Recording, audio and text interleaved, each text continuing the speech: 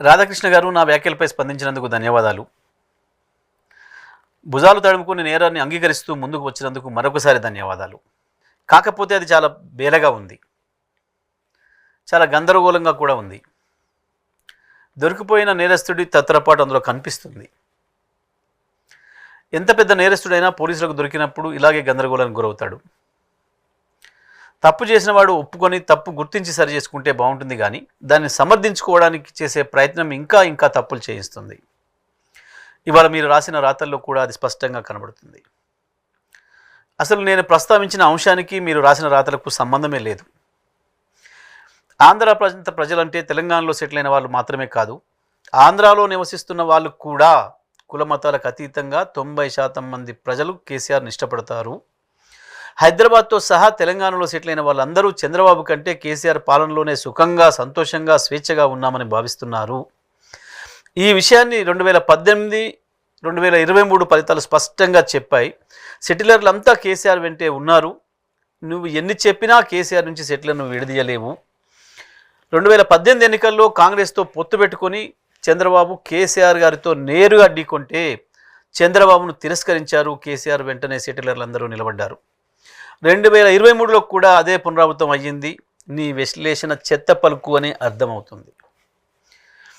మాట్లాడితే ఆంధ్ర ప్రజలకు మేమే టేకేదారులం, నేను చంద్రబాబు అన్నట్లు మీరు చెప్పుకున్నా ఏపీ ప్రజలు చంద్రబాబును తిరస్కరించిన సంగతి గుర్తుపెట్టుకోండి.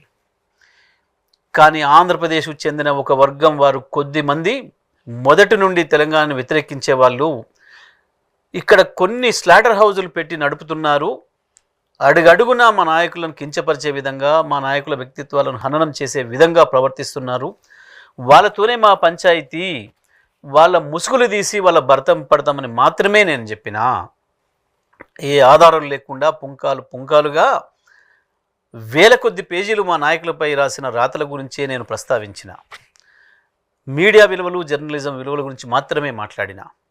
కానీ మీరు ఆ అంశాన్ని వదిలేసి కేసీఆర్ గారిపై, కేటీఆర్ గారిపై, బీఆర్ఎస్పై మీ అక్కసినంతా వెళ్ళబోసుకున్నారు, విషయాన్ని వెళ్ళగక్కినరు. కేసీఆర్, కేటీఆర్ వ్యక్తిత్వాలపై జరిగిన దాడి లక్షలాది మంది అభిమానులు, కార్యకర్తల హృదయాలను గాయపరిచిన సంఘటనలు మీకు చాలా చిన్నవిగా కనపడ్డాయి. అవి పట్టించుకోవాల్సిన అంశమే కాదని మీరు సెలవిచ్చారు. తన అభిమాన నాయకుల్ని, వారి వ్యక్తిత్వాన్ని హననం చేస్తే అభిమానులు, కార్యకర్తలు చేసిన చిన్న నిరసన మాత్రం మీకు చాలా పెద్దదిగా కనపడింది. వ్యక్తిత్వం అనేది మీ దృష్టిలో చాలా చిన్నది కావచ్చు, అది పెద్దగా పట్టించుకోవాల్సిన విషయం కాకపోవచ్చు మీకు, కానీ మాకు అదే ప్రధానం. ఒక రాజకీయ పార్టీ విధి విధానాలపై, గెలుపోటములపై ఎవరైనా విశ్లేషించవచ్చు, కానీ ఆ సందర్భంగా బీఆర్ఎస్పై మీరు చేసిన విశ్లేషణ, మీరు ఉపయోగించిన భాష, వాడిన పదాలు జర్నలిజం పరిధులను దాటింది. మళ్ళీ మీ మాటల్లోనే చెప్పాలంటే, మీరు రాసిన రాతల్లోనే, మీరు రాసిన పదాలలోనే చెప్పాలంటే మీ బల్పును, అహంకారాన్ని తెలియజేస్తుంది. ఏదో పుట్టింటి గొప్పతనం, మేనమామ దగ్గరలాగా కేసీఆర్ గొప్పతనం నా బోటి వాళ్ళ దగ్గర అనేదో మాట్లాడినవే నేను కూడా అనొచ్చు. నీలాంటి బోడిగాడికి మా కేసీఆర్ గురించి చెప్పే అక్కర నాకు లేదు అని చెప్పి అనొచ్చు. కానీ నాకు సంస్కారం ఉంది. ఇక కేసీఆర్ సంస్కారం గురించి, కేసీఆర్ దయాగుణం గురించి, కేసీఆర్ క్షమాగుణం గురించి మీకు ఒక విషయం గుర్తు చేస్తా. ఉద్యమ సందర్భంలో మీరెంత విషం జిమ్మినా, తెలంగాణ ఏర్పడ్డ తర్వాత కూడా తెలంగాణ మంత్రివర్గం పైన, తెలంగాణ శాసనసభ్యులు, శాసన మండలి సభ్యులపైన, తెలంగాణ శాసనసభ పైన మీరు ఎంత దిగజారి మాట్లాడినా, ఎంత జుగుప్సాకరమైన కామెంట్స్ చేసినా, మిమ్మల్ని 100 సార్లు జైలుకు పంపే అవకాశం వచ్చినా, ఏ విచారణ ఏది అక్కర లేకుండా మిమ్మల్ని శాసనసభకే పిలిచి చక్కగా నేరుగా జైలుకు పంపించే అవకాశం వచ్చినా ఆ పని చేయకుండా కేసీఆర్ మిమ్మల్ని వదిలేసిండు కాబట్టే ఇవాళ మీరు బయట తిరుగుతున్నారు. అది కేవలం కేసీఆర్ దయాగుణానికి, కేసీఆర్ క్షమాగుణానికి నిదర్శనం. మిమ్మల్నే కాదు, మీతో పాటు మీ గురువు చంద్రబాబు నాయుడు గారిని కూడా జైలుకు పంపే అవకాశం వచ్చినా, తన చేతిలో అధికారం ఉన్నా వద్దులే మనకెందుకు, రాజకీయ కక్షల ఆలోచన మనకెందుకు? మనకు కావాల్సిన తెలంగాణ రాష్ట్ర ప్రయోజనం కదా. శాశ్వతంగా వెళ్ళిపోతున్నట్టున్నాడు ఆయన, పీడబోతే తెలంగాణకు అంతకు మించిన అదృష్టం ఏముంటుంది అని చెప్పి తెలంగాణ కొరకు వదిలేసిండనే విషయం, ఆ విజ్ఞతను కేసీఆర్ ప్రదర్శించిండనే విషయం మీకు మరొకసారి గుర్తు చేస్తున్నా. కానీ మీరు మాత్రం మోడీ గారి అండ ఉందని, చంద్రబాబు మీ చెంతన ఉన్నారని, తెలంగాణ ముఖ్యమంత్రి మీ చెప్పు చేతుల్లోనే ఉన్నారని మీరు ఇష్టం వచ్చిన పద్ధతుల్లో మీడియాను అడ్డం పెట్టుకొని దాడి చేస్తూ, ఉడత ఊపులకు నేను భయపడను అని హూంకరించిన మీరు ఇవాళ వందల మంది పోలీసులను కాపలాగా తెచ్చుకొని జరగని దాడికి ఖండనలు ఇప్పించుకుంటూ వాళ్ళను వీళ్ళను బతిమాలి మీరు చేస్తున్న హడావుడి, మీరు ఏ ఊపులకు దేనికి భయపడతారో అర్థమవుతుంది. ఇక మరుగుజ్జు విషయానికి వస్తే, సరే సాధారణంగా మరుగుజ్జు అని మనం ఎవరినంటాం? సహజత్వానికి విరుద్ధంగా ఉన్నప్పుడు, మనిషి సహజంగా ఎదగాల్సిన వయసుకి ఎదగాల్సినంత ఎత్తు ఎదగకపోతేనో, మానసికంగా ఎదగకపోతేనో, లేదా ఏదైనా సందర్భంలో ఎవరైనా దేని కొరకైనా ప్రయత్నించి తీవ్రమైన ప్రయత్నం చేసి కూడా దానికి చేరుకోలేకుండా ఉన్న చోటనే నిలబడిపోతేనో, అటువంటి సందర్భంలో మరుగుజ్జు అని వాడతారు.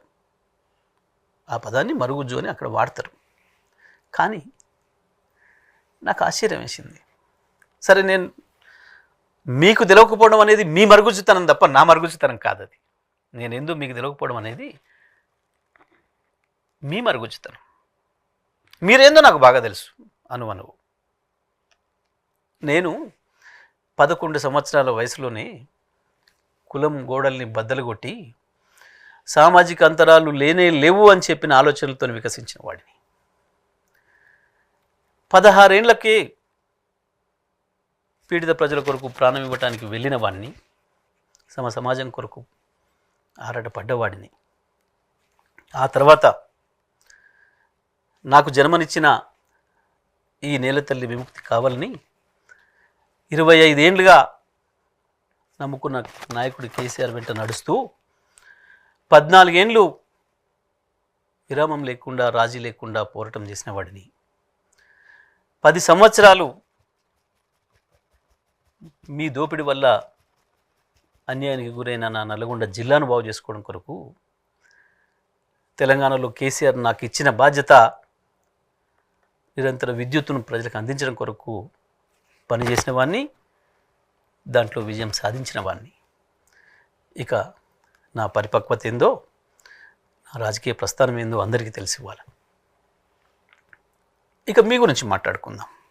మీరు రాసిన పోలిక, పాపం తల్లిదండ్రుల సహకారంతో తల్లిదండ్రులు పంపిస్తే, అది ఏ రాష్ట్రానికైనా ఏ దేశానికైనా వెళ్ళి చదువుకునే, పాఠశాలకు వెళ్ళి చదువుకునే పిల్లలకు బతుకుదెరువు కొరకు వచ్చి ఇక్కడ దోపిడీ ప్రారంభించి అనేక రకాలుగా అధికారాన్ని చేతులకు తీసుకొని మేమే శాసిస్తామన్న మీలాంటి దోపిడీదారులకు పోలిక పెట్టి చెప్పిన మీ జ్ఞానం ఎంత మరుగుజ్జో అర్థమవుతుంది. ఇక రామోజీ గారితో పోల్చుకొని, వారితో పోటీపడి వారికంటే నేనేం తక్కువ అని అనుకొని మీకు మీరే ఊహించుకొని మీ స్వీయ మానసిక ధోరణిలో, కనీసం వారు ఉన్నప్పుడు ఆ పీఠం నాకు దక్కలేదు, వారు పోయిన తర్వాతనైనా ఆ పీఠంలో కూర్చుందామని చెప్పి ప్రయత్నం చేస్తుంటే, అది చేరుకోకముందే ఇంకెవరో ఇప్పుడే ఓనమాలు, జర్నలిజంలో ఓనమాలు మొదలుపెట్టిన వాడోడో నాకు పోటీకి వచ్చిండు, నా మీద జరగాల్సిన దాడి వాడి మీద జరిగి ప్రచారం అంతా వణికిపోతుంది అన్న భయంతో లేని దాడిని సృష్టించుకొని, పోలీసులు పిలిపించుకొని, అడిగి మరీ కండలు ఇప్పించుకొని మీరు చేస్తున్న హంగామా మీ మరుగుజ్జు స్థాయిని తెలియజేస్తూ ఉంది. నువ్వు అనుకున్న చోటికి చేరుకోలేక అక్కడే నిలబడిపోయినవే, అది మరుగుజ్జుతనం. ఇక మీడియా, నేనేమైనా చేస్తా, నేనేమైనా చేసి మిమ్మల్ని బదనాం చేస్తా, మీ పైన మట్టి పోస్తా, మీ పైన రంగులు పోస్తా, మీ పైన బురద పోస్తా అని చెప్పి భయపెట్టించి బ్లాక్మెయిల్ చేసి మీ వీడియోలకు పిలిపించుకుంటున్నా సెలబ్రిటీలు, రాజకీయ ప్రముఖులు కావచ్చు, వ్యాపార ప్రముఖులు కావచ్చు, సినీ ప్రముఖులు కావచ్చు, అందులో మగవాళ్ళైనా కావచ్చు, ఆడవాళ్ళైనా కావచ్చు, మీ దగ్గరికి వచ్చినప్పుడు మీరు వాళ్ళ పట్ల ప్రవర్తిస్తున్న తీరు, మీరు వాళ్ళకి వేసే ప్రశ్నలు మీ మరుగుజ్జుతనానికి నిదర్శనం. కనీసం పాపం వాళ్ళ ఇళ్ళల్లో వాళ్ళ కుటుంబ సభ్యులు ఉంటారు, వాళ్ళు ఎంత వేదనకు గురవుతారు. ఇక్కడికి వచ్చిన వాళ్ళు మీ పట్ల భయంతో ఎంత హింసపడుతున్నారు అన్న విషయాన్ని కూడా గ్రహించలేని మీ మానసిక పరిస్థితి మరుగుజ్జుది. ఇవాళే కాదు, చాలా కాలం నుంచి చాలామంది మహిళా సెలబ్రిటీలని ఆ రోజుకి వాళ్ళకు జనంలో ఉన్న పాపులారిటీని మీ మీడియా అవసరం కొరకు ఇంటర్వ్యూలు చేయాలి, దాని ద్వారా ప్రచారం పొందాలన్న దుగ్ధతోని మీరు పిలిస్తే కూడా చాలామంది మీ స్టూడియోకి రావడానికి భయపడి వెనుకంజ వేసిందనేది వాస్తవం. ఇప్పటికి కూడా చాలామంది రావడం లేదనేది వాస్తవం. ఇక మీరు బతిమాలితేనో లేదా బాలంతల వాళ్ళు మీ దగ్గరికి వచ్చిన ముఖ్యమంత్రి పట్ల కావచ్చు, మంత్రుల పట్ల కావచ్చు, ఇతర ప్రజాప్రతినిధులు, ప్రముఖులు ఎవరైనా కావచ్చు, వాళ్ళకి మీరు ఇచ్చే స్వాగతం, ఎవరైనా ఇంటికి వస్తే ఇంటి ముందటికి వెళ్ళి వాళ్ళని ఆహ్వానించడం అనేది కనీస మర్యాద వాళ్ళెవరైనా. కానీ మీ ప్రవర్తన, వాళ్ళ పట్ల మీ ప్రవర్తన, మీరు వాళ్ళకి ఇస్తున్న గౌరవం మీ కురిచ సంస్కారానికి నిదర్శనం. దాన్నే మరుగుజ్జుతనం అంటారు. ఇంకా ఇవాళ ప్రపంచమంతా కులమతాల గోడల్ని బద్దలు కొట్టుకొని నాగరికత వైపు పోతుంది. కానీ 40 ఏళ్ల క్రితమే పత్రికా రంగంలోకి వచ్చిన మీరు, మీ ఆలోచనలు ఇంకా కులచట్రంలోనే ఇరుక్కొని ఉండడం అనేది మీ మరుగుజ్జుతనానికి నిదర్శనం. మీరు అంతకంటే ఎక్కువ ఎదగలేకపోయినారు, వాటి నుంచి బయట రాలేకపోయినారు, ఇంకా దాంట్లోనే పనిచేస్తున్నారు. నిజమే, మీ జాగీరా కదా మీరు అన్నది. మేము జాగీర్దారులం కాదు, మేము కాపలాదారులం అనే విషయాన్ని కేసీఆర్ గారు 100 సార్లు చెప్పారు. అవును, మేము తెలంగాణ తల్లి వాకిట జాగిలాలం.